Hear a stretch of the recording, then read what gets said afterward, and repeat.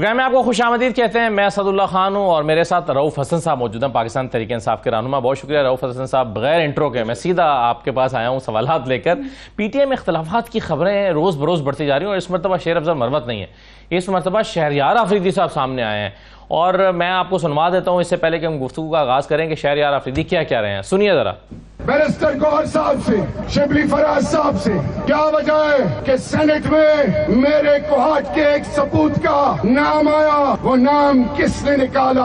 हम पार्टी के अंदर भी सबको मैसेज दे रहे हैं, ये अवाम तैयार बैठी है, हम में अभी तक खामोश हूँ, मुझे फटने पे मजबूर मत करे। ये किसी के बाप की पार्टी नहीं है, जिन्होंने कुर्बानियां दी, जिनकी बाप बहनों की बेइज्जतियां हुई और तुम अकेले बैठ के फैसले करोगे। उस रब्बे जलाल की कसम, इसने कहा कि मैं खटक नहीं हूँगा, मैं कहता हूँ मैं कोहाट और पाकिस्तान का सपूत नहीं हूँगा। जो खान के खिलाफ जाएगा मैं उसके रास्ते में सबसे बड़ी रुकावट हूँ। गलत कह रहे हैं शहरयार अफरीदी रऊफ साहब? शहरयार अफरीदी पीटीआई का बहुत बड़ा असासा है। जो कुछ कहा है कोई वजूहात होंगी, बैठेंगे, बात हो जाएगी, हल हो जाएगा। ये अगर हो गया होता तो शायद ये ना करना पड़ता उन्हें। देखिए, कंजेक्चर्स में नहीं जाना चाहिए, ठीक है। एक उनको फील किया है, उन्होंने फील किया है कि कोई गलत बात हुई है या कोई गलत पार्टी की टिकट दी गई है, तो वो मसले हल कर। पहले भी हमने अभी रिसेंटली देखे, I can't sit on judgement on people कि वो ठीक कह रहे हैं गलत कह रहे हैं, क्योंकि पार्टी की टिकट्स देने के सिलसिले में मेरा कोई अमल दखल नहीं है। बिल्कुल सही है। बाकी शहरयार अफरीदी का खड़े होकर ये कहना जो है बजाते खुद एक बड़ी इंपॉर्टेंट चीज़ है, बहुत वैल्यू रखता है, बहुत इंपॉर्टेंस रखता है। लेकिन वो बैठ जाएंगे, उनके साथ I am sure party leadership बैठ जाएगी, देख लेंगे। अभी देखिए 2 टिकट्स अवार्ड हुई, पार्टी ने अपनी गलती तस्लीम की और रिवर्स किया उन अवार्ड को, तो ये भी हो जाएगा। अगर अगर अगर अगर उसी किस्म की कुछ फैसले कर कौन रहा है? पार्टी के अंदर एक मैकेनिज्म है, वो वही करते हैं, लोग करते हैं। वो मैकेनिज्म क्या है?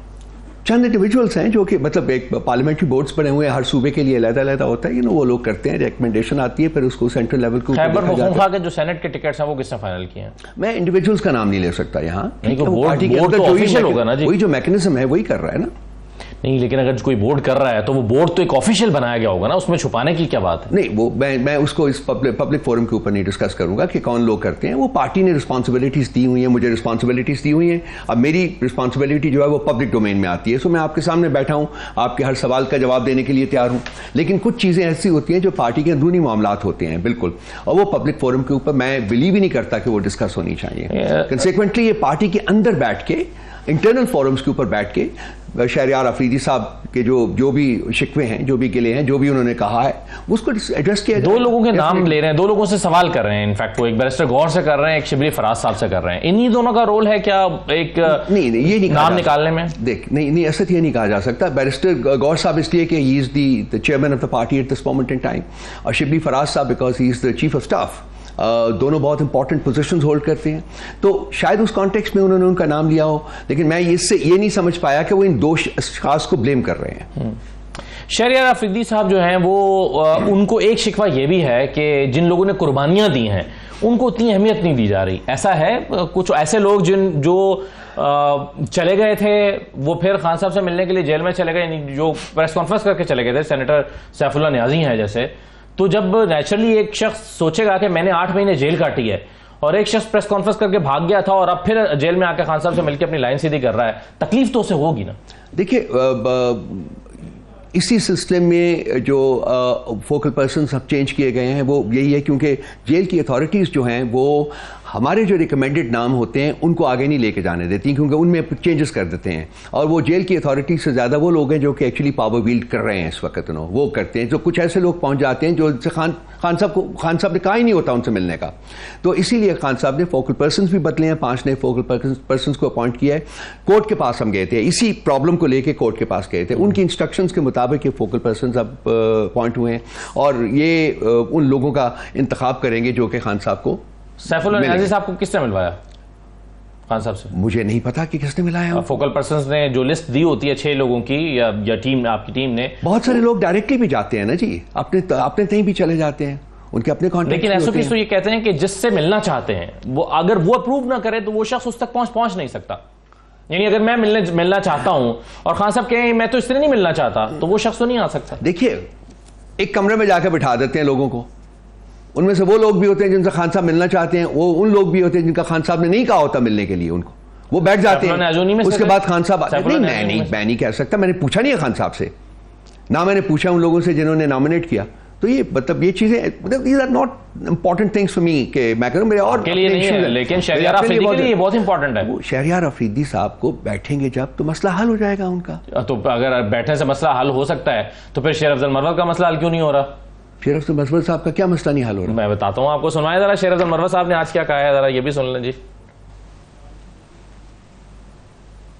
मेरी खींचातानी हो रही है, जो कर रहे हैं अब खुल के उनके साथ में करूंगा, खान साहब को भी बताऊंगा, और ये मुझे नुकसान नहीं दे रहे हैं, कमबख्त मेरे साथ बुग़्ज़ मुआवे में पार्टी के काज को नुकसान दे रहे हैं। देखें इनका मसला मैंने अर्ज किया आपसे कि शहरियार अफरीदी ने ये मसला उठाया है, ये पार्टी फोरम के ऊपर डिस्कस होगा और ये मसला हल कर लिया जाएगा।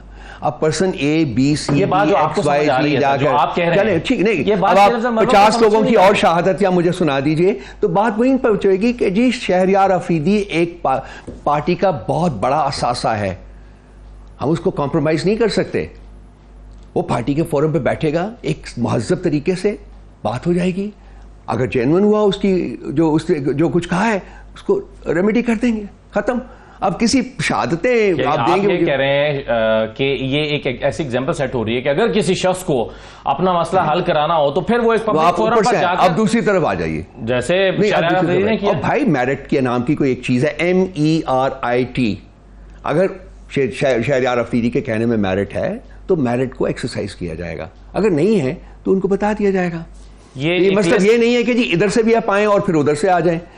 ये पॉलिटिकल कमेटी बनाई है, किसने बनाई सर? खान साहब ने जी, मैं मौजूद था, मेरी मौजूदगी में बनी है ये रिकमेंड किसने किया खान साहब को? नाम कोई नाम नहीं रिकमेंड किया, सब बैठे हुए थे, मैं था, हम लोग 6 लोग बैठे हुए थे, 7 लोग थे, 7 पीपल वे थे। और उन्होंने कहा कि 2 बातें उन्होंने की थी। एक उन्होंने कहा जी कि मैंने पॉलिटिकल कमेटी बनाई और ये इनके 14 नाम है, उन्होंने कहा वो 14 नाम जो हो गए, आज 5 नाम बाय द वे और आ गए, और आ गए, ठीक है ना जी, 19 हो गए, क्योंकि बलूचिस्तान और सिंध नॉट रिप्रेजेंटेड नहीं थे, तो वो उन्होंने अब कंप्लीट हो गई है कमेटी, 19 मेंबर्स की कमेटी बनेगी। ये पॉलिटिकल कमेटी है, ये तमाम पॉलिटिकल फैसले जो हैं वो ये कमेटी लेगी।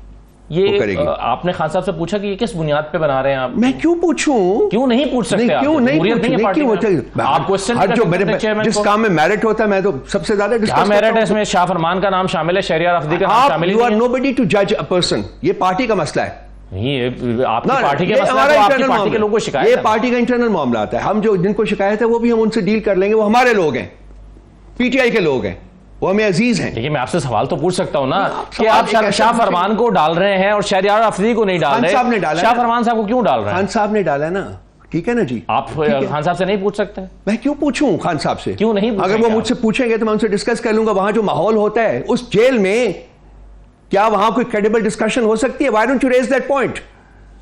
किस सिचुएशन में हम खान साहब से मिलते हैं? No no no no no, let's talk about that. No no no, let's talk about that. Inhuman situation में हमें मिलाया जाता है। कौन कर रहा है वो? क्या बात करें, वो क्या सिचुएशन होती है? क्या होता है? 6-6 लोग सिपाही बैठे होते हैं, हर नोक एंड कॉर्नर जो होता है वो बग्ड होता है।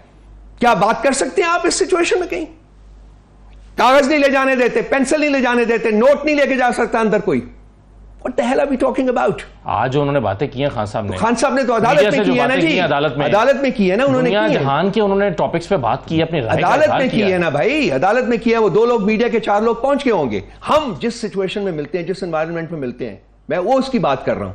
इसलिए आप समझते हैं कि लिस्ट अच्छी नहीं बन सकी? कौन सी लिस्ट? ये जो अच्छी लिस्ट है, जो कुछ भी है इस पे रेमेडी होना वो भी हो जाएगा। ये पार्टी का मसला है, ये पार्टी में होती रहती हैं चीजें, चेंज होते रहते हैं, नए लोग आते रहते हैं, रिप्लेसमेंट आती रहती है। ये भी तो मुमकिन है ना कि पार्टी आके इस पे गौर करे और अगली मीटिंग में खान साहब से कहे कि खान साहब इसमें ये थोड़ा प्लस माइनस देखेंगे ना, वो हम देखेंगे, वो हमारा मसला है, और लोगों का आउटसाइडर्स का मसला वो नहीं है, वो हमारा मसला है, इंटरनल प्रॉब्लम है पार्टी के फोरम के ऊपर। ये बात मसला बहुत सारे लोगों को इंपैक्ट कर रहा है ना।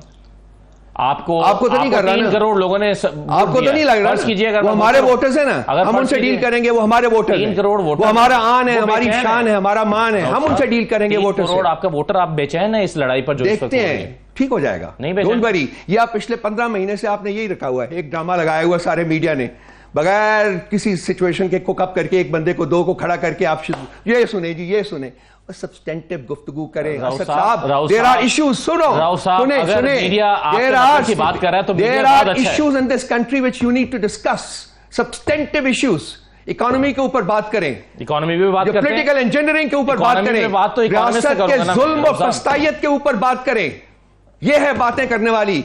डिरेलमेंट ऑफ कॉन्स्टिट्यूशन की बात करें, जमहूरियत की डिरेलमेंट की बात करें, रूल ऑफ लॉ की डिरेलमेंट की बात करें, अच्छा सिविलियन सुप्रीमेसी की डिरेलमेंट की बात करें। अब मुझे ये बताइए कि क्या मेरे ये टॉपिक, सब्सटेंटिव इश्यूज क्या मेरे टॉपिक आप बना के देंगे? बैठ के बैठ जाते हैं। राव साहब, भाई हमारे लोग हैं। क्या मेरे शो सुने, के असद टॉपिक आप साहब, बना ये के हमारे देंगे? लोग हैं, हमने उनके साथ डील करना है, वो हमारी आन है, हमारी शान है। आप नहीं समझते हम कि- उनको गले से आप लगाएंगे। नहीं समझते कि क्या आपका कारकुन जो पाकिस्तान भर में हमारे फैला लिए हुआ, वो सबसे बेचैन है इस पर? हमारा सबसे, हमें पता है जो बेचैन है हमने एड्रेस करना है, तो क्यों पार्टी नहीं ने कर रहे? करना है, खान साहब करेंगे, कर रहे हैं हम। हमने आपको तो नहीं बता के करना। अच्छा, हमें दिखाई नहीं दे रहा ना, इसलिए सवाल दो कर ना, रहा आपकी आंखें नहीं है तो नहीं देख सकते। हाँ, ये हो आपको सकता है। जमहूरियत की डिरेलमेंट भी नजर नहीं आती, आपको कॉन्स्टिट्यूशन का मैसेकर क्या- भी नजर क्या नहीं इन आता। issues पे बात नहीं की आपको मीडिया नहीं ने? आता क्या इस issue पे मीडिया बात नहीं की? आप नहीं करते, कोई नहीं करता। राव मीडिया साहब, चुप है, खामोश है इस ये मसले के मीडिया- ऊपर। तो एक पार्टी आप- का एक छोटा सा आप ये डिफरेंस कह रहे लेके हैं आप कि खड़ा कर आप देते ये कह हैं, रहे हैं राई का पहाड़ बना देते हैं। आपकी जंग जो है, जो आप कह रहे हैं कि उसमें मीडिया ने कोई पार्टिसिपेट नहीं किया, उसमें कोई सपोर्ट बिल्कुल नहीं सपोर्ट किया, ना सफर किया, नहीं सपोर्ट किया हमें, ना सफर किया। सफर आपकी इंटरनल मसला है, इंटरनल मसला है। आपने तो हमारे जो रूल ऑफ लॉ के लिए जो सफर किया डिसअपियरेंस, जो लोग फोर्सबली डिसअपियर किए थे, उनके इंटरव्यूज कर दिए थे तो आप, जो मीडिया ने। पर्सन, जो मीडिया पर्सन डिस्पेयर हुए हैं, सर देखें, एक इशू मैं आपको कहने की कोशिश नहीं, कर रहा नहीं, नहीं, ये हूं issue कि नहीं है, मीडिया you're भी blowing it out of rule of proportion, law basically, you know. या डेमोक्रेसी के लिए ही एक पॉइंट उठाने पर मीडिया ने भी तो सफर किया ना। मीडिया ने कहां सफर किया भाई, मुझे बता देना। चंद जर्नलिस्ट ने सफर किया है, मीडिया ने कहां सफर किया है? The institution of media is not suffered. Chand journalist हैं, 2 4 6 जिनका मैं नाम ले देता हूं, उनकी हां सेक्रीफाइसेस है, हम एक्नॉलेज करते हैं, सही, we are grateful to them, सही, चले, but media as an industry has not suffered sir. सही है। चलिए अब आपका मौक़िफ़ है, मैं इसका एहतराम करता हूं। 2-3 इश्यूज मैं आपसे और डिस्कस करना चाहता हूं। एक तो मुझे ये बताइए, ये ग्रैंड अलायंस आप बना रहे हैं, जी हाँ, इसमें मौलाना फजल रहमान साहब कब आ रहे हैं? आ रहे हैं या नहीं? पता नहीं आते हैं कि नहीं जी, उनके साथ राब्ता दावत दी है? जिनके साथ राब्ता है उनके साथ हम, वो भी उनका हमसे राब्ता है, हमारा उनके साथ राब्ता है। ये not certain at this moment in time कि वो ज्वाइन करेंगे कि नहीं करेंगे। We is most welcome. उनके ज्वाइन करने या ना करने से क्या फर्क पड़ेगा? देखिए, हमने लॉन्च कर दी है, 6 जमातें इकट्ठी हैं, बाकी और जमातों से भी, उनके अलावा भी बहुत सी जमातें हैं जिनसे हमारा राब्ता हुआ है, और वो जमातें भी बहुत पॉजिटिवली इंक्लाइंड है कि जी वो ज्वाइन करेंगी। So you will hear news in the next 1 to 2 weeks time. मौलाना फजल रहमान की जमात के अलावा कुछ जमातों से आपका राब्ता हुआ है? जी हाँ, जी हाँ। फॉर एग्जाम्पल, बस सिंध से जमातें हैं कुछ, उनसे राब्ता हुआ है, बलूचिस्तान से और हैं, उनसे राब्ता हुआ जीडीए है। की बात कर रहे हैं? जो मैं नाम नहीं लूंगा जी स्टेज के ऊपर, क्योंकि हम उनसे बात कर रहे हैं, तो एक नेशनल स्टेज के ऊपर हमारी डिस्कशन है, we don't want to talk about that in public forums. सही है। लेकिन होगा इंशाल्लाह ताला, आएंगी और जमातें आएंगी। सेनेट इलेक्शन खैबर पख्तूनख्वा में कब हो रहे हैं? अब तो होल्ड कर दिए जी उन्होंने, इलेक्शन कमीशन ने। क्यों तो इलेक्शन hold कर कमीशन से सवाल करें ये कि क्या करवाना चाहते हैं वो, उनको कमांड आ गई है कि नहीं होने देने इलेक्शन, तो वो नहीं हो रहे। नहीं, अगर आप हल्फ करा देंगे तो वो हल्फ नहीं है, उसका राइट नहीं है, वो हमने कराना है, वो चीफ मिनिस्टर का राइट है, वो गवर्नर का राइट नहीं है। गवर्नर को राइट है ही नहीं कि वो कन्वीन करे सेशन, वो चीफ मिनिस्टर कन्वीन करेगा। हाँ, ऑपोजिशन ने अगर सेशन कन्वीन करना है तो there is a way in the constitution, that is 25% acquisition, 25% तो है नहीं ना, स्ट्रेंथ नहीं है। बट एक्विजिशन करें, that is the only way, that is the constitutional way. तो we will only go by the constitution. Peshawar high court के फैसले का हम क्या करेंगे? वो देखते हैं, हाई कोर्ट नहीं इंटरवीन कर सकती इन मैटर्स ऑफ पार्लियामेंट, बिल्कुल नहीं इंटरवीन कर सकती। हाई कोर्ट के पास गया कौन? नहीं जा सकते, देखते जो भी हाई कोर्ट के पास आप गए थे दरखास्त लेकर, वो उन्होंने हमने जो फैसला गए, दिया, आप वो इंटरवीन नहीं कर वो सकते। अलग कहानी है, लेकिन जो क्या ये हाई कोर्ट, इंटरवेंशन है या जजमेंट है? वो उनकी जजमेंट होगी, अगर वो इंप्लीमेंटेबल होगी तो वो कर लेंगे, वो चीफ मिनिस्टर का काम है, वो कर लेगा उसको। वो ठीक जा रहा है, बिल्कुल ठीक जा रहे हैं। तो हम कॉन्स्टिट्यूशन के ऊपर नहीं, हम कॉन्स्टिट्यूशन के ऊपर कॉम्प्रोमाइज नहीं करेंगे। तो क्या ये कॉम्प्रोमाइज ना करने के लिए आप अपनी 9-10 सीटें सेनेट की जो हैं वो हमारी 9-10 सीटों के अलावा भी कोई नहीं रोक सकता, वो हमें मिलेंगी भाई। कैसे मिलेंगी? इलेक्शन मिलेगी। आप भी यही हैं, मैं भी यही हूं। मुकम्मल ईमान भी तो चल सकता है। आप भी चल, वो चलाते हैं ना जो कि कॉन्स्टिट्यूशन की मैसेकर करते हैं। हमारी तो कंटेंशन ये है कि जी ना कंप्लीट, जब आपने इस्तीफे दिए थे 16 महीने की जो गवर्नमेंट पीडीएम की आई थी, आप जब रिजाइन करके आ गए थे तो नामुकम्मल ईमान 1.5 साल तक चलता रहा था ना। तो क्यों चला वो? आपने सवाल उठाया? नहीं, हमने नहीं उठाया। तो फिर आपने उठाया कि कॉन्स्टिट्यूशन जो 2 साल तक इशू ये रहा है, कोई इशू नहीं रहा, मैं भी यहां रहा हूं, मैं कहीं नहीं गया। उसके बाद 2 प्रोविंशियल गवर्नमेंट्स जो है वो अपने मैंडेट से आगे चली गई, इलीगल अनकॉन्स्टिट्यूशनल गवर्नमेंट्स। इस पर सेंटर जो है अनकॉन्स्टिट्यूशनल हो गया। अल्टीमेटली 5 की 5 हुकूमतें पाकिस्तान की अनकॉन्स्टिट्यूशनल एंड इलीगल थी। उन्होंने इलेक्शंस भी करवाए। The only subject which the media should have discussed यही तो मेरा was सवाल this. है कि अनकॉन्स्टिट्यूशनल चीजें पाकिस्तान में पिछले 2-2.5 साल से हो रही है ना जी। अभी ये अनकॉन्स्टिट्यूशनल चीज होती है कि सेनेट का ऐवान जो है वो नामुकम्मल तरीके से चलता रहता है, तो क्या फिर आपकी स्ट्रैटेजी फिर हिकमत क्या हुई कि आप लूज कर गए अपनी सब सीटें? इनकम्प्लीट। जिस तरीके से उन्होंने बंदर बांट की है, हमारी सीटें जो है, हमारा क्वोशंट है, जो हमारा वो राइट था, वो बाकी असेंबलीज में बांटी गई हैं। किस मीडिया के हाउस ने उसके ऊपर पॉइंट उठाया? किसने कहा कि ये कॉन्स्टिट्यूशनल नहीं है?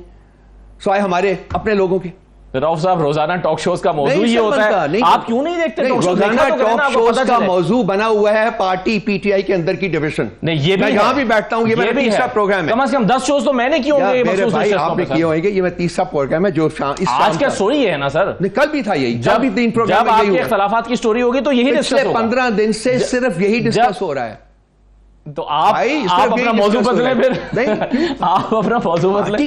देखिए, पॉलिटिकल पार्टीज के अंदर के डिफरेंसेस जो है एक नेचुरल चीज है, हम उसको डिनाई नहीं करते, लेकिन उसको एड्रेस करने लेकिन आजकल ये बढ़ गए हैं। उसको एड्रेस करने का फोरम है। नहीं बढ़े, मैं यहां आपसे डिसएग्री करता हूं। अच्छा, ये उसको एड्रेस करने का फोरम है, वो ये आपका दफ्तर नहीं है। ये इस प्रोग्राम के दौरान नहीं मैं हल कर सकता उनको। वो एक पार्टी का फोरम है, पार्टी के फोरम के ऊपर ठीक है बात होगी। ये बात आपकी बिल्कुल ठीक है। देखिए, इख्तिलाफात सारी पार्टी से होते हैं, हो सकता है नून लीग के अंदर भी हों, लेकिन वो नून लीग के अंदर के जो इख्तिलाफात हैं वो बाहर आते नहीं हैं, इसलिए हम उसको मौजू नहीं बनाते हैं। आपके चूंकि रोजाना बाहर आ जाते हैं, मीडिया का मौजू बन जाते हैं। आप मुझे रोक लेंगे, असदुल्ला खान को रोक लेंगे, कोई नून लीग के अंदर कोई पॉलिटिकल पार्टी नाम की कोई चीज नहीं है भाई। वो फैमिली हायरार्की है जिन्होंने खरीदे हुए हैं। ये सब उनके खरीदे हुए लोग हैं जो उनके असेंबलीज में बैठे हुए हैं। इनकी कोई इज्जत रखी हुई है उन्होंने?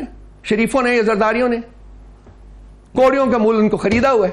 PTI is a political party, family hierarchy नहीं है।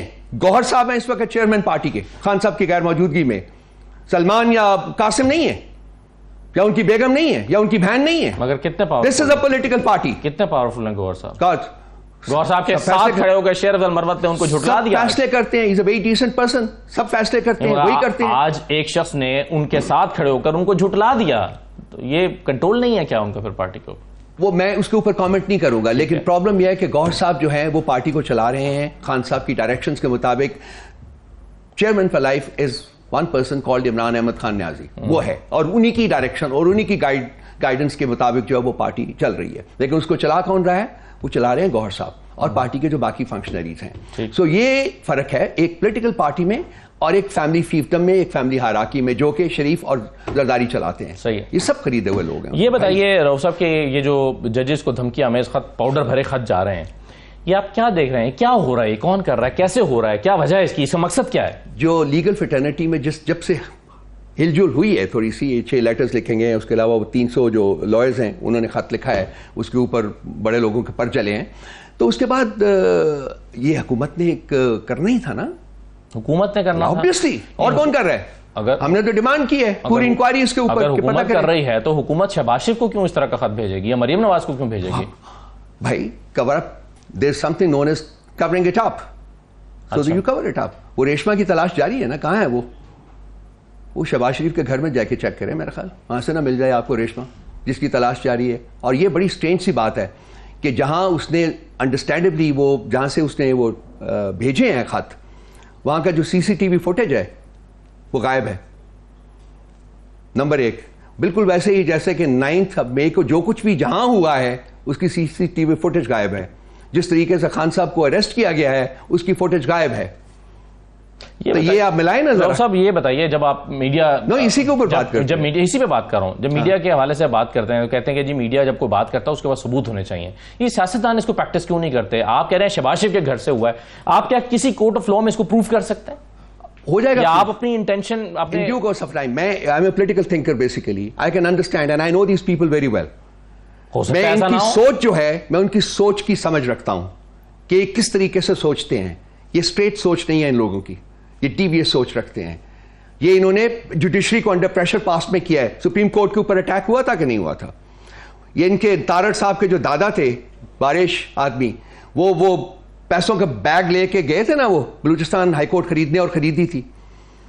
कयूम साहब के उस साथ जो कॉन्वर्सेशन है शहबाज शरीफ की, वो आपको याद है? आज ही अब there is an awakening in the country, और ये 6 बंदों का जो लेटर है ना, इसने पूरी की पूरी हैट जो है वो बदल दी है सिचुएशन की। अब ये अपने ओछे हथकंडों के ऊपर, वो हथकंडे जो ये जनरेशन से इस्तेमाल करते आए हैं, साल से इस्तेमाल कर रहे हैं, अब उसके ऊपर दोबारा आ गए हैं ये लोग। जुडिशरी पे आप भी तो दबाव डाल रहे हैं ना। आज खान साहब ने कहा है कि एक लंदन प्लान था, जजेस उस प्लान का हिस्सा थे। अब आपके पास कोई इसका सबूत नहीं है, आप जजेस को मलाइन कर रहे हैं, उन पर दबाव डाल रहे हैं, या अगर खान साहब आवाम का एतमाद उन पर खत्म कर रहे हैं? खान साहब को पता होगा कि वो जिनका नाम लिया उन्होंने वो ठीक लिया है, उनको हो सकता है वो भी पॉलिटिकल थिंकर हो और अपने दिमाग से सोच रहे हो जैसे आप सोच रहे हैं। नहीं, बिल्कुल ठीक, उन्होंने ठीक लिया होगा। खान साहब कोई ऐसी बात नहीं करेंगे जिसके बारे में उनको क्रेडिबल एविडेंस ना उनके पास हो, तो वो ठीक है। वो कह रहे हैं कि मैं चेयरमैन नैब के ऊपर केस करूंगा। कैसे करेंगे कि मुझ पर तोशाखाना का केस गलत बनाया गया? बिल्कुल गलत बना हुआ है, तो चेयरमैन नैब पे केस करेंगे। और किसने बनाया? जो फोकल पर्सन है उसका वो कौन है? तो चेयरमैन नैब है ना, उसी की वसातत से बना है ना, तो उसी के पास जाना है ना। वो मतलब कोई शेडोज के पीछे तो नहीं जाएंगे ना, तो करेगा ना। अगर वो करना चाहेंगे तो करना चाहिए उन्हें। मैं तो कहता हूं कि अकाउंटेबिलिटी एक दफा एस्टैब्लिश होनी चाहिए ना मुल्क में। जो ये काम किया है, जो 2 साल से गंद हो रहा है, पता चलना चाहिए कौन है। आप क्यों नहीं करते? फिर करें आप करते हम करेंगे इंशाल्लाह ताला, वक्त आने पे करेंगे, जरूर करेंगे। खान साहब ने कहा है करेंगे, जरूर करेंगे, क्यों नहीं करेंगे। रऊफ साहब, ये जो आप एक ईद के बाद लॉन्च करने जा रहे हैं अपना प्रोटेस्ट, इससे आउटकम क्या हासिल करना चाहिए? टारगेट क्या है इसका?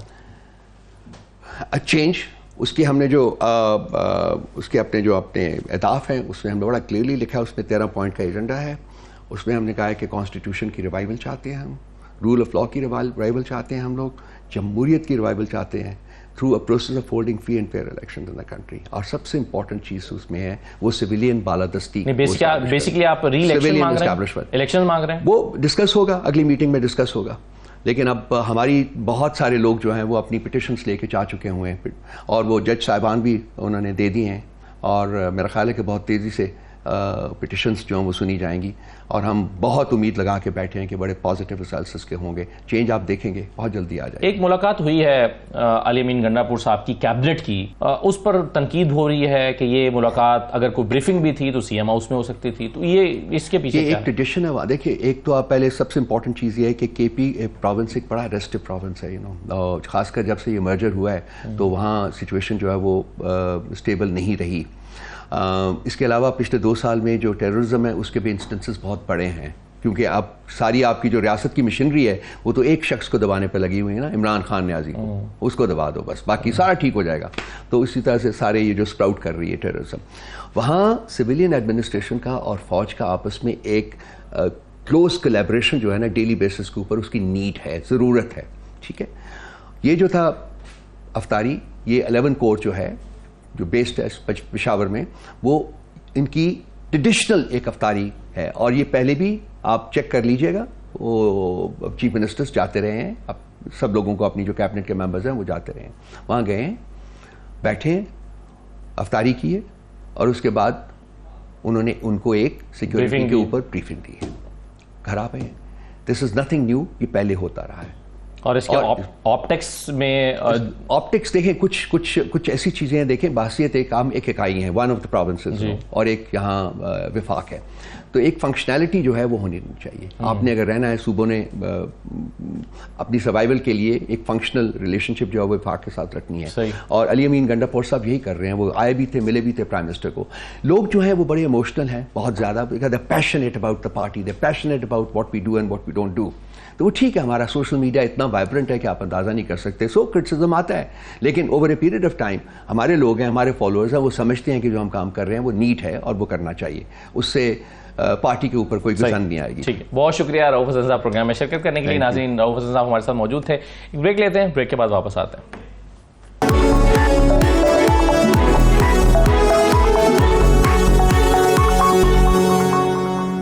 प्रोग्राम में आपको दोबारा खुशामदीद कहते हैं। बहुत ही परेशान कुन खबरें आ रही हैं। एक बरतानवी अखबार की रिपोर्ट के ज़रिए से हमारे सामने बताया गया है कि भारतीय हुकूमत जो है वो पाकिस्तान में कत्ल कराने में मुलव्वस है, यानी पाकिस्तान में बाकायदा अपने पेड जो कातिल हैं उनके ज़रिए से पाकिस्तान में कत्ल की वारदातें करा रही है। और बरतानी अखबार द गार्डियन जो है वो ये बता रहा है कि भारतीय और पाकिस्तानी इंटेलिजेंस हुकाम के मुताबिक भारत की हुकूमत ने पाकिस्तानी सरजमीन पर कत्ल करवाए हैं। भारतीय इंटेलिजेंस एहलकारों की जानिब से पाकिस्तान में कत्लेआम के इन ऑपरेशंस को बरतानवी अखबार दी गार्डियन के साथ डिस्कस किया गया। भारत की खुफिया एजेंसी रॉ को बराह रास्त भारतीय वज़ीर आज़म के ऑफिस से कंट्रोल किया जाता है।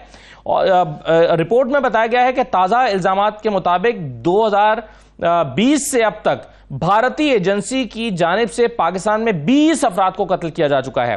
पाकिस्तानी तहकीकाती अफसरान की दस्तावेजात से मालूम होता है कि 2019 के बाद किस तरह भारतीय खुफिया एजेंसी ने बैरून मुमालिक में कत्लो गारत गरी शुरू की। भारतीय खुफिया एजेंसी के अफराद पाकिस्तानी जराइम पेशा अफराद को भारी अदायगियां करके लोगों को मरवाते हैं। भारतीय एजेंट्स की जानिब से पाकिस्तान में कत्ल करवाने के लिए जिहादियों को भी भर्ती किया गया है। इस रिपोर्ट में कहा गया है कि भारतीय इंटेलिजेंस के ओहदेदारों के मुताबिक भारतीय खुफिया एजेंसी ने पाकिस्तानी सरजमीन पर कत्ल करवाने के जुर्म की रहनुमाई इसराइली एजेंसी मोसाद और रूस की KGB से ली। पाकिस्तान के अंदर 20 अफराद को मारा गया।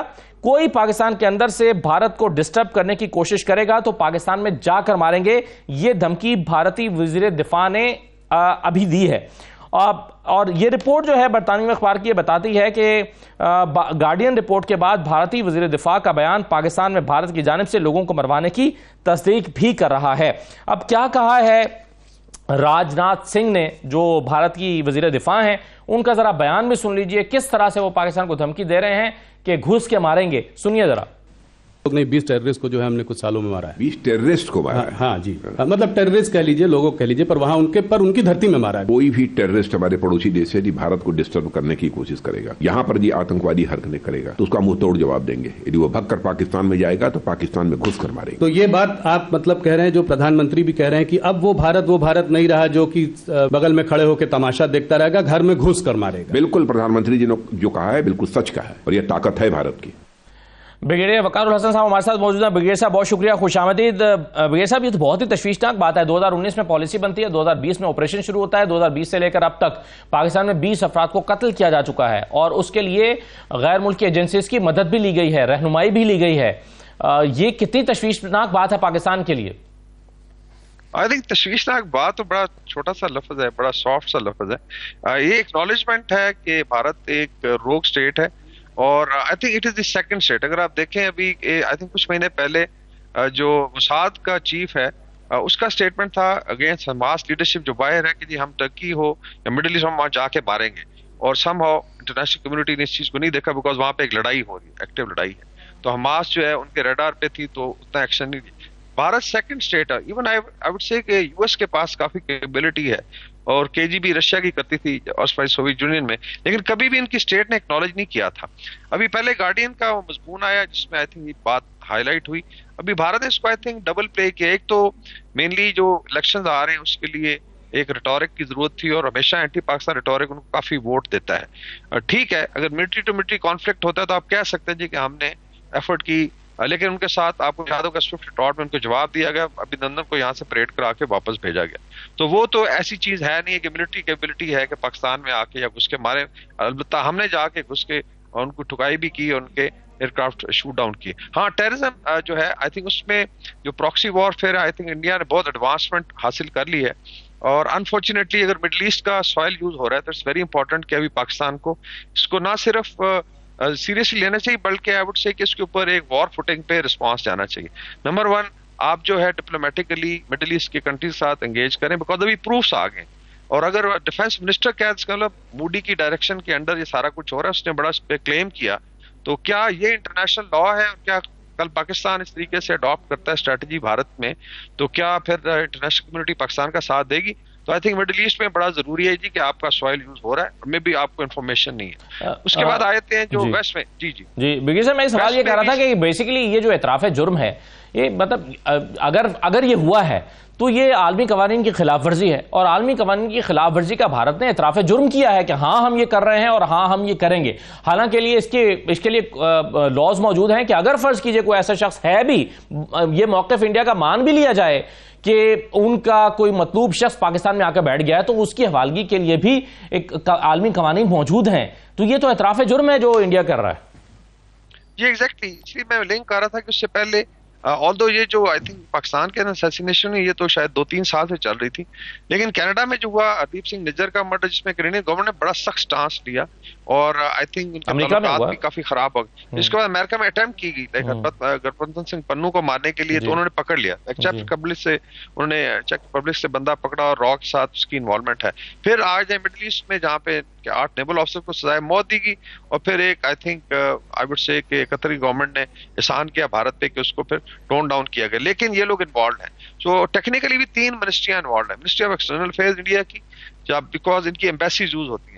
मिनिस्टर ऑफ डिफेंस खुद कह रहा है, और इसका मतलब है कि मिनिस्ट्री ऑफ डिफेंस जो है वो डायरेक्टली इन्वॉल्व है, इसका मतलब MIB शायद इन्वॉल्व है। एंड देन कम्स जो है बेसिकली जी दोवल का ऑफिस जो क्लेम करता था, इसकी बड़ी मशहूर स्पीच है यूनिवर्सिटी में, इसने कहा था जी कि ऑफेंसिव डिफेंस की जरूरत है और हम इस तरीके से टेररिज्म पाकिस्तान में करेंगे। तो ये सारी चीजें रिकॉर्ड पे हैं।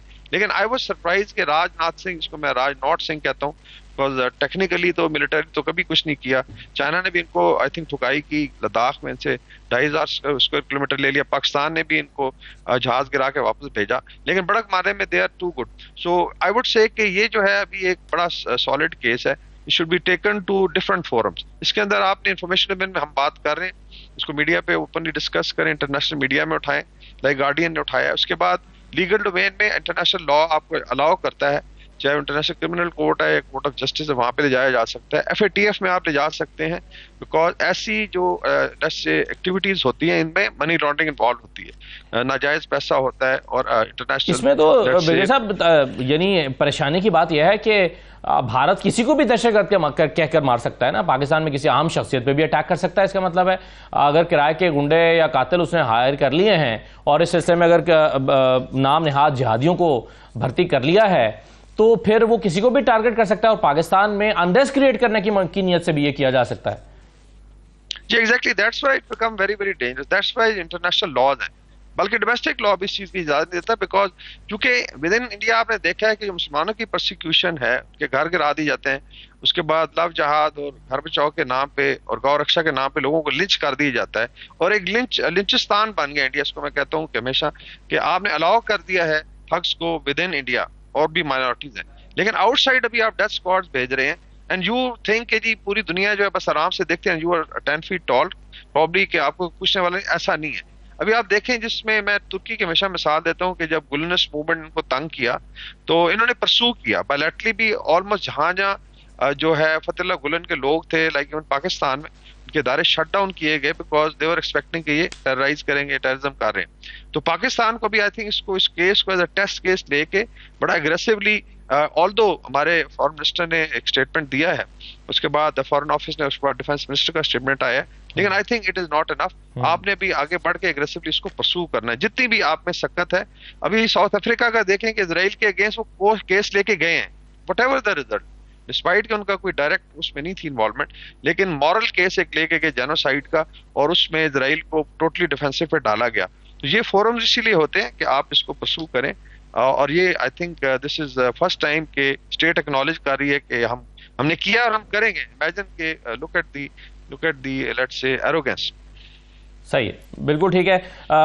बगीर साहब, जैसे लास्ट क्वेश्चन मैं आपसे करूंगा कि जिस तरह से आपने कहा कि पाकिस्तान को एग्रेसिवली इसको इशू को लेकर चलना चाहिए, तो what should be the first step, क्या कौन सा फोरम इस्तेमाल करना चाहिए पाकिस्तान को इसके लिए?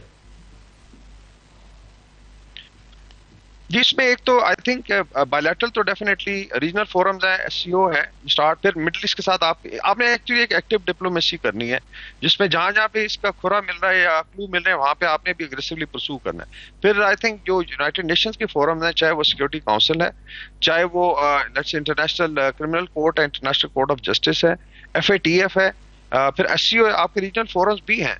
एंड देन ऑफ कोर्स आपका इसके लीगल केस के लिए आपके इंटरनेशनल वकला की टीमें तैयार होनी चाहिए। जिस तरह कुलभूषण के केस में भारत लेके गया, फिर आपने उसको लड़ा और पाकिस्तान ने आई थिंक पार्शली उसको जीता, उसको हवाले नहीं किया। The only thing was counsellor access. तो ऐसा नहीं है खुदा ना खास्ता कि पाकिस्तान के पास लेट्स से कमी है। We are very strong group of international lawyers हैं हमारे, इंटरनेशनल लॉ समझते हैं। तो ऑल फोरम्स पे इसको जो है, और फिर बायलैटरली भी डेफिनेटली आप बिल्कुल करें, जैसा भारत उठाता रहता है इस तरीके से आप बायलैटरली भी कर सकते हैं। द ओनली थिंग इज कि ये इसमें जनरली हम लोग थक जाते हैं और फिर परसू नहीं करते। That should not happen. Very good opportunity कि आप इसको एग्रेसिवली परसू करें और इसको मंतकी अंजाम तक पहुंचाएं। Right sir, brigadier Waqarul Hasan साहब, बहुत शुक्रिया प्रोग्राम में शिरकत करने के लिए। नाज़रीन, एक छोटा सा ब्रेक लेते हैं, ब्रेक के बाद वापस आते हैं।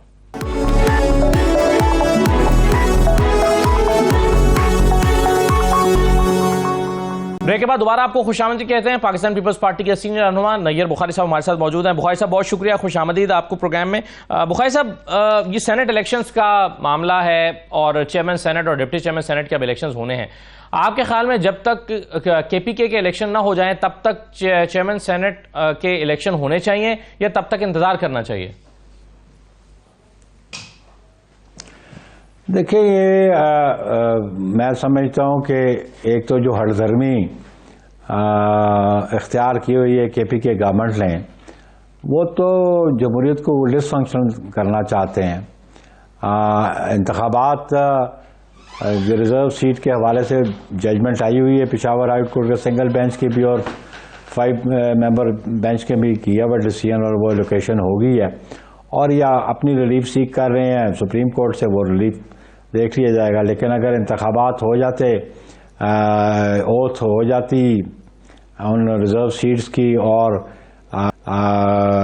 इंतखाबात हो जाते 2 तारीख को, तो सेनेट कंप्लीट हो जाता। लेकिन सेनेट में इलेक्शंस के हवाले से अभी भी मेजॉरिटी जो है वो प्रोविंस से आज भी उसकी रिप्रेजेंटेशन सेनेट में मौजूद है और अभी सेनेट डिसफंक्शन हुई पड़ी है। और ये सिचुएशन पहले फोरसी नहीं की थी लेजिस्लेटर्स ने कि कोई ऐसी स्टेज भी आएगी कि सेनेट का चेयरमैन और डिप्टी चेयरमैन नहीं होंगे, क्योंकि नेशनल असेंबली का तो है कि स्पीकर कंटिन्यू करता है till the next speaker comes and takes the oath, लेकिन सेनेट के चेयरमैन का नहीं है। जो 3 साल कंप्लीट होते थे वो 11 मार्च रात 12 बजे हो जाते हैं 2024 को। उसके बाद कोई सेनेट का चेयरमैन भी नहीं है, क्योंकि इससे पहले 12 मार्च को हमेशा इंतखाबात हो जाते थे और उसी दिन सेनेट जो इनकमिंग सेनेटर थे वो ओथ भी लेते थे आफ्टर 3 इयर्स, और उसी दिन चेयरमैन और डिप्टी चेयरमैन का इंतखाब भी हो जाता था। आप समझते कि एक पार्लियामान का एक हाउस डिसफंक्शन तो नहीं रह सकता, और मेजॉरिटी जो है जो 23 मेंबर्स की रिप्रेजेंटेशन है ईच प्रोविंस की, तो 12 तो ऑलरेडी मौजूद हैं केपीके से और 9 तारीख को प्रॉबेबली ओथ लिया जा रहा है। लेकिन इस तमाम की जिम्मेदारी केपीके की प्रोविंशियल गवर्नमेंट पे आती है कि वो इस पार्लियामान को डिसफंक्शन रखना चाहते हैं फॉर पर्सनल। अब आपका इसमें राय क्या होगी कि चूंकि एक आर्गुमेंट क्या आया था कि चूंकि केपी का ईवान मुकम्मल नहीं है इसलिए वहां सेनेट इलेक्शन नहीं हो सकता, अब चूंकि सेनेट का ईवान भी मुकम्मल नहीं है तो चेयरमैन सेनेट का इलेक्शन भी हो सकेगा, मतलब फिर ये वो फॉर्मूला तो फिर यहां पर भी अप्लाई होगा?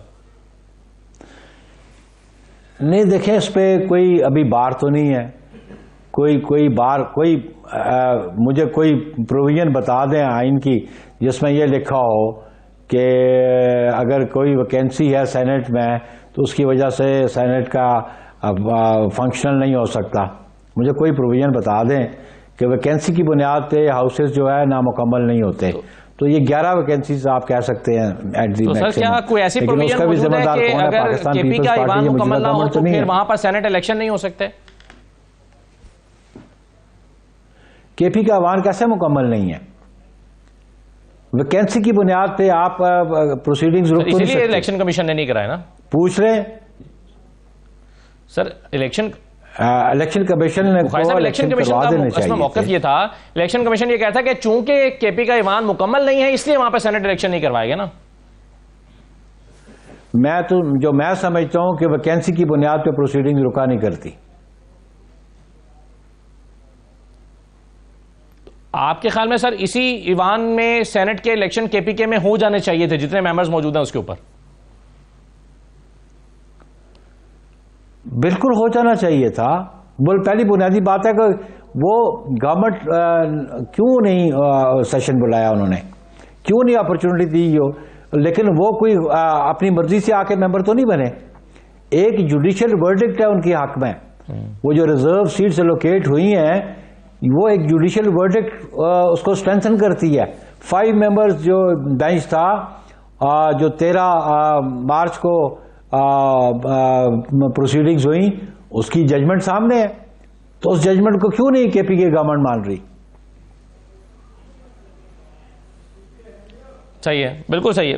उनका आर्गुमेंट यह है कि हम सुप्रीम कोर्ट के पास गए हैं और सुप्रीम कोर्ट से फैसला आएगा तो उसके मुताबिक अमल किया जाएगा। ये भला जाए, ये सवाल हमने उनसे किया, उसका जवाब वो ये दे रहे हैं। नहीं, वो बला जाए सुप्रीम कोर्ट, ठीक है, लेकिन सुप्रीम कोर्ट ने उस जजमेंट को सस्पेंड किया। वो जो पेशावर हाई कोर्ट की जजमेंट है उसको सस्पेंड किया उन्होंने। 14 तारीख की जो जजमेंट है सस्पेंड तो नहीं किया। लेकिन सर इसी तरह हमने कुछ चर्चा पहले तो जब सस्पेंड किया तो ऑपरेटिव है। पेशावर हाईकोर्ट ने फैसला दिया था, बिल्कुल ठीक है, जब कुछ अर्सा पहले पेशावर हाईकोर्ट ने फैसला दिया था कि पीटीआई को बल्ले का निशान दिया जाए, इलेक्शन कमीशन उसको सुप्रीम कोर्ट में ले गई और जब तक काजिब फैसल साहब ने फैसला नहीं दे दिया तब तक उसका सर्टिफिकेट, इलेक्शन कमीशन ने भी पीटीआई का सर्टिफिकेट पब्लिश नहीं किया था बल्ले के निशान के हवाले से, तो उस वक्त भी वो फैसला ऑपरेटिव था। तो आप क्या समझते हैं कि फिर इलेक्शन कमीशन ने भी गलत किया था?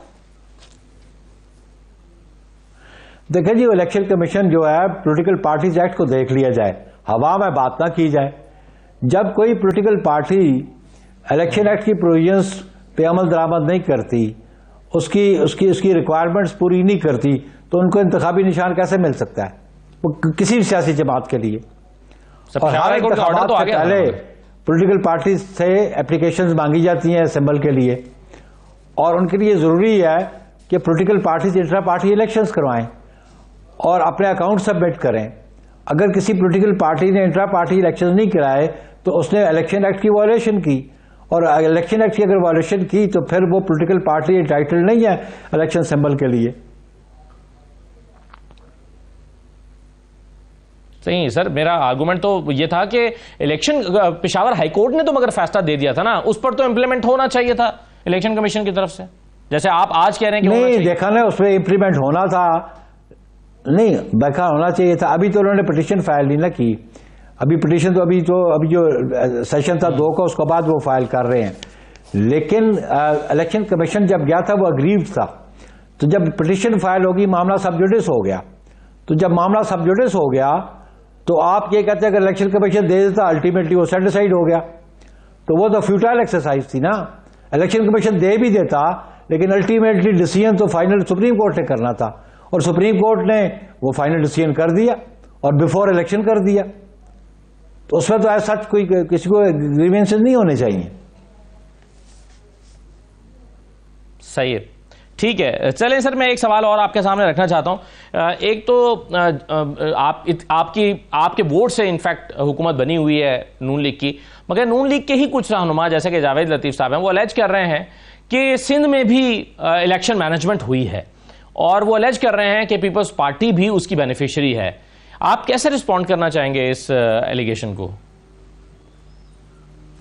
देखिए, जावेद लतीफ के बात मैं कमेंट नहीं करना चाहूंगा। अगर वो एग्रीव्ड हैं तो वो जो फोरम्स अवेलेबल हैं इलेक्शंस के हवाले से, इलेक्शन ट्रिब्यूनल्स हैं, इलेक्शन कमीशन है, वो जावेद लतीफ साहब इलेक्शन हार के बैठे हुए हैं, तो वो उधर जाकर रजू कर रहे हैं, और उनको अगर बात करनी है तो अपने पार्टी के प्लेटफॉर्म पे करें, उनकी गवर्नमेंट बैठी हुई है, it is between him and his party, you know. तो मैं उस पर क्या कमेंट करूं?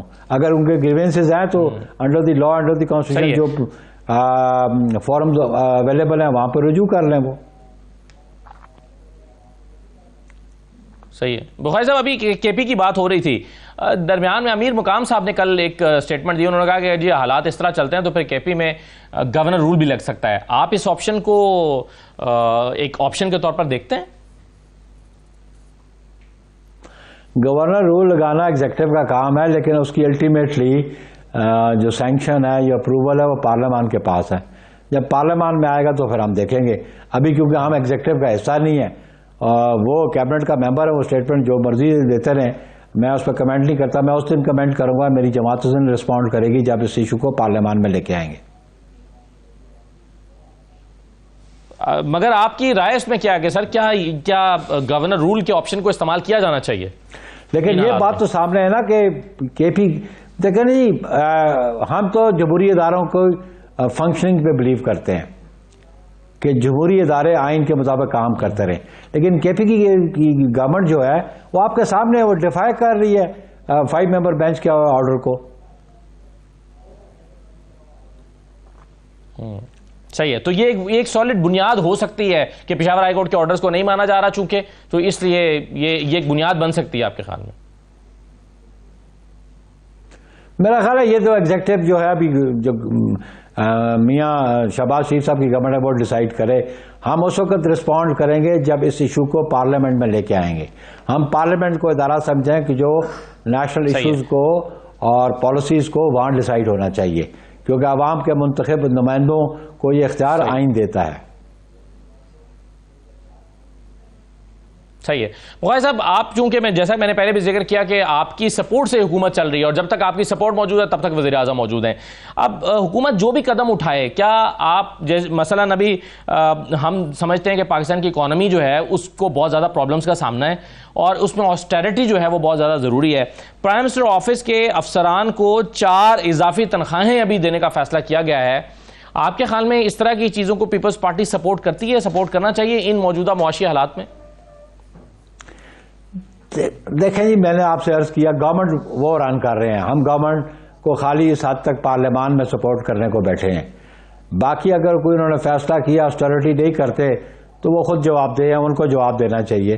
पाकिस्तान पीपल्स पार्टी गवर्नमेंट का हिस्सा नहीं है सर, लेकिन किसी हद तक सवाल आप पर भी उठेगा क्योंकि आप ही की सपोर्ट से तो वो उनकी हुकूमत कायम है और वो अगर कोई ऐसे फैसला करते हैं जिससे आवाम को सफर करना पड़ता है तो अल्टीमेटली आप भी तो एक तरह से इत्तेहादी हो। नहीं, हम हुक्मरान नहीं है भाई मेरे। हमने तो मुल्क को क्राइसिस से निकालने के लिए ये पेशरफ्त किया है। हमने सपोर्ट मुल्क को क्राइसिस से निकालने के लिए किया है। इकॉनमी क्राइसिस में थी, पॉलिटिकल अनस्टेबिलिटी थी और इस क्राइसिस से मुल्क को निकालने के लिए पाकिस्तान पीपल्स पार्टी ने सपोर्ट किया है। आप उस इशू को आपने सामने नहीं रख रहे, आप ऑस्टेरिटी को लेके आ रहे हैं। वो एग्जीक्यूटिव का काम है, जो आज गवर्नमेंट है उसका काम है, लेट देम डिसाइडेड। उसका जिम्मेदार पाकिस्तान पीपल्स पार्टी नहीं है। सही है बुखारी साहब, लेकिन अगर आप चूंकि आपने इकोनॉमी को बचाने के लिए, इकोनॉमी को सपोर्ट करने के लिए हुकूमत को सपोर्ट किया जैसे कि आपने खुद कहा है, मगर कोई ऐसे फैसले आते हैं जिससे इकोनॉमी को और नुकसान हो रहा हो तो फिर पीपल्स पार्टी क्या करेगी?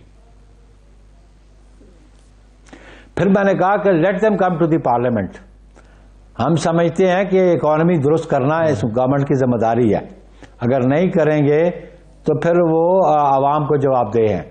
पाकिस्तान पीपल्स पार्टी हर उस मेजर को सपोर्ट करेगी जिससे इकोनॉमी दुरुस्त में जाए।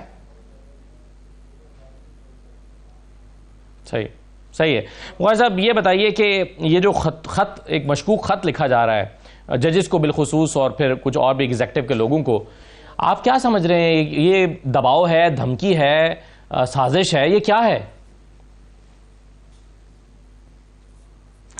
देखिए, ये डिटर्मिन करना तो एग्जीक्यूटिव का काम है, वो इसको इन्वेस्टिगेट कर रही है, लेकिन मैं उसको मिसचिफ समझता हूँ। कोई इश्यूज ऐसे क्रॉप अप हो चुके हैं, कुछ ऐसे अनासर हो सकते हैं कि पाकिस्तान में वो इस किस्म के क्राइसिस क्रिएट करना चाह रहे हों, लेकिन पाकिस्तान पीपल्स पार्टी समझती है कि जो इंस्टीट्यूशंस हैं उनको फंक्शनल रहना चाहिए, चाहे वो जुडिशरी हो चाहे वो पार्लियामान हो। तो इसलिए इसको प्रॉप कर रहे थे। जिम्मेदारी है मौजूदा हुकूमत की और प्राइम मिनिस्टर ने भी इसका सीरियस नोटिस लिया है। तो हम समझते हैं कि स्टेट ऑर्गन्स को under the provisions of constitution उनको फंक्शनल रहना चाहिए। सही, ठीक है, बहुत शुक्रिया नैयर बुखारी साहब, बहुत शुक्रिया प्रोग्राम में शिरकत करने के लिए। ये नाज़रीन आज का था, इजाज़त दीजिए, अल्लाह हाफ़िज़।